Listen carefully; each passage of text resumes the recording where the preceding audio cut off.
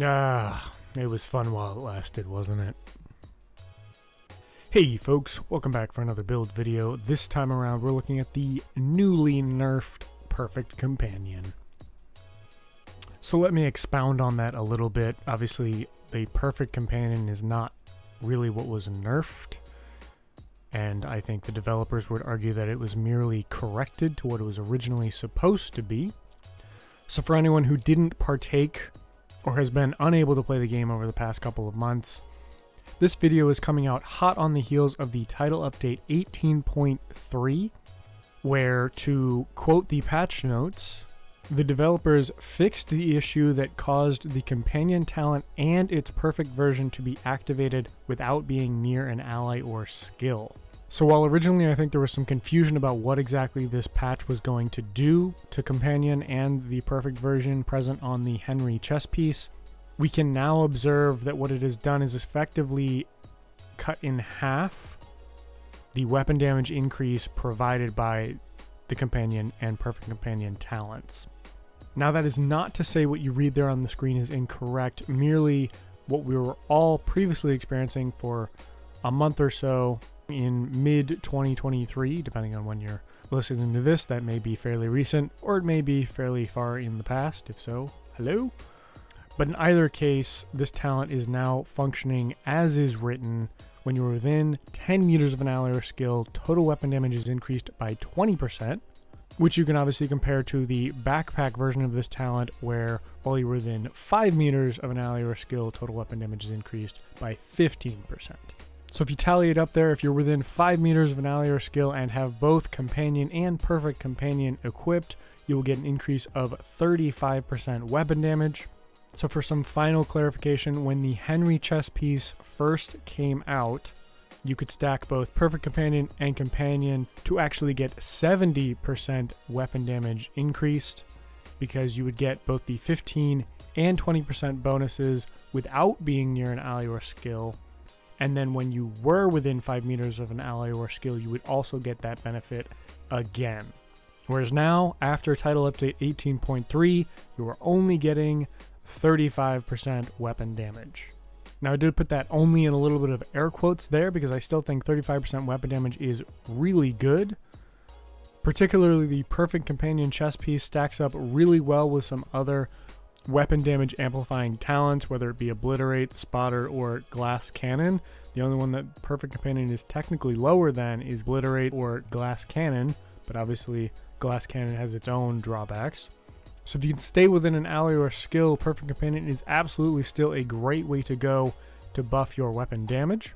Now that all being said, hot off the heels of this title update, I think people are going to be a little miffed that their all-powerful weapon damage build has been weakened. So what I'm coming to you with today is a bit of a concession that, obviously, though your weapon damage has been decreased, I still think there are ways to use the Henri chess piece to get a lot of weapon damage and some additional benefits on top of that. So with that out of the way, let's get into the specialization. We have gone with the Survivalist to get the Mender Seeker Mine down there. And we've gone with that for two main reasons. One, given that the Mender Seeker Mine is so low to the ground, it is very difficult for an enemy to take it out without being right on top of it.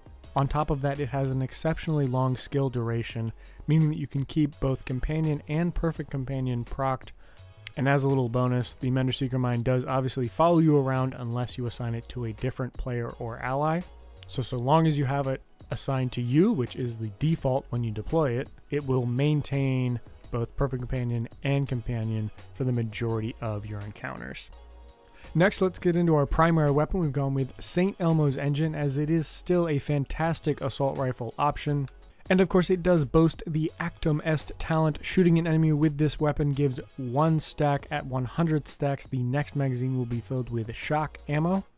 And given all the glorious mods that are stacked on this weapon, particularly the plus 30 rounds magazine modification, if you can maintain your accuracy, you're only going to have to go through about a magazine and a half to get that benefit, which gives you some lovely shock rounds to add to all the damage you're doing with this build.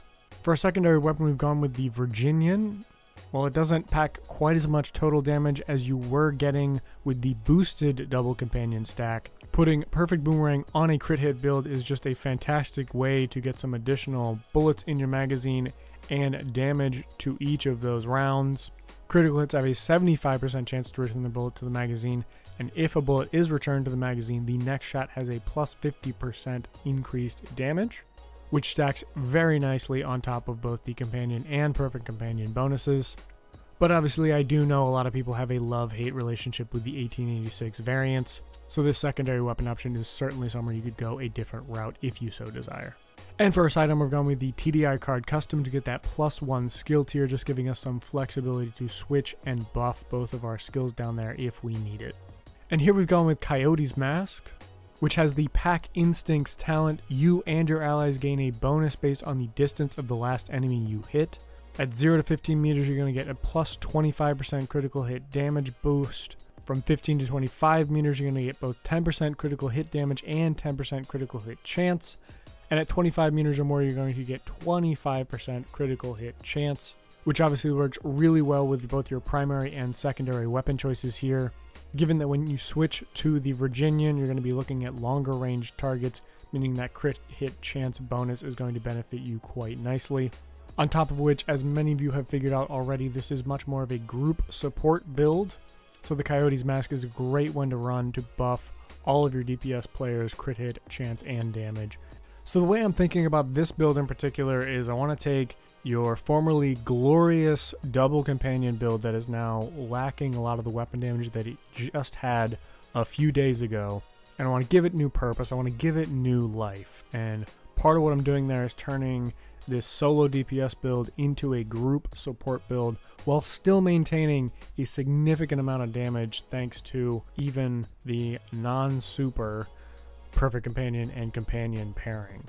So to that end, we've gone with repair skills in the mod slot. That's going to buff both skills down there, which we'll get into in just a little bit. But first I want to move on to our backpack, where we have one piece of Fenris Group AB giving us plus 10% assault rifle damage.